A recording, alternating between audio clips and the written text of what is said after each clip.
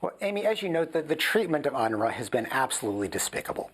Um, the Israeli government claims, they haven't put forth evidence, but they claim that 12 UNRWA employees out of 12,000 in Gaza, that 12 took part in Hamas's October 7th attack.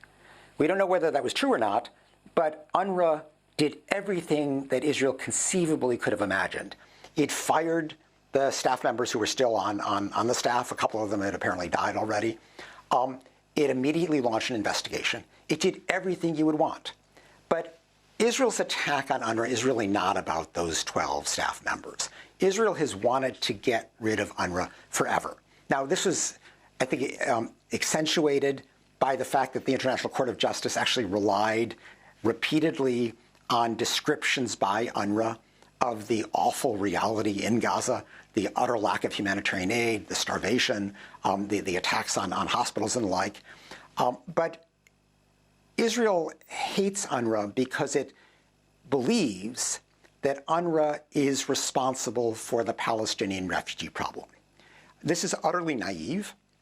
UNRWA is a humanitarian agency. It does, as you noted, run schools and clinics, not only in Gaza and the West Bank and East Jerusalem, but also in Lebanon, in Syria, in Jordan, wherever Palestinian refugees are. And the Israeli government view is if UNRWA were to disappear tomorrow, Palestinian refugees would somehow forget that they're Palestinian refugees. And this desire to return to their ancestral homes in Israel would just evaporate. Now, this is a way of just whitewashing history. Suddenly we don't have to talk about 1948. We don't have to talk about the fact that there were 600,000 Palestinians who were forcibly displaced by Israeli forces and have never been permitted back to Israel. That just disappears. That was the original sin, but we're going to forget about that. We're just going to get rid of UNRWA. Now, this is naive, but that is the Israeli government line. And what's particularly despicable is that Joe Biden fell for this and suspended aid to UNRWA, followed then by 18, 19 other governments around the world. And it would be one thing